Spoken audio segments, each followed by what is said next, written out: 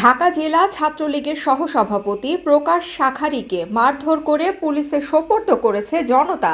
গতকাল বৃহস্পতিবার সন্ধ্যার পর এক নারীকে নিয়ে দোহার উপজেলার নয়াবাড়ি এলাকার পদ্মার পাড়ে ঘুরতে গিয়েছিলেন তিনি। এ সময় স্থানীয় লোকজন তাকে আটক করেন এবং মারধর করে পুলিশে খবর দেন।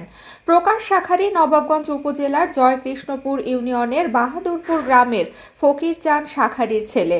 বৈষম্য বিরোধী ছাত্র আন্দোলনের হামলার অভিযোগে দায়ের করা মামলায় প্রকাশকে গ্রেপ্তার দেখিয়েছে পুলিশ সূত্রে জানা গেছে, গতকাল সন্ধ্যার পর এক বান্ধবীকে নিয়ে পদ্মা নদীর পাড়ে নয়াবাড়ি এলাকায় ঘুরতে গিয়েছিলেন।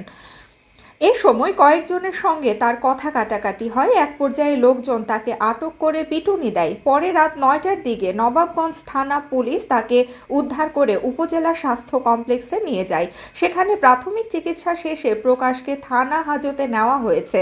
গত জুলাই ও আগস্টে ছাত্র জনতার উপর হামলার অভিযোগে প্রকাশ শাখারীকের বিরুদ্ধে নবাবগঞ্জ থানার 2টি মামলা হয়েছে।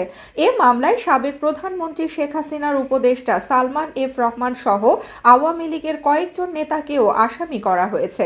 নবাবগঞ্জ থানার এসআই রাজিবুল ইসলাম প্রথম আলোকে বলেন, প্রকাশ শাখারীর বিরুদ্ধে বিস্ফোরক দ্রব্য আইনে 2টি সুনির্দিষ্ট মামলা আছে।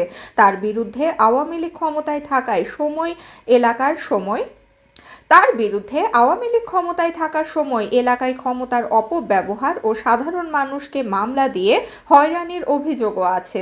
ওই 2 মামলায় রিমান্ড চেয়ে আজ শুক্রবার সকালে তাকে আদালতে পাঠানো হবে।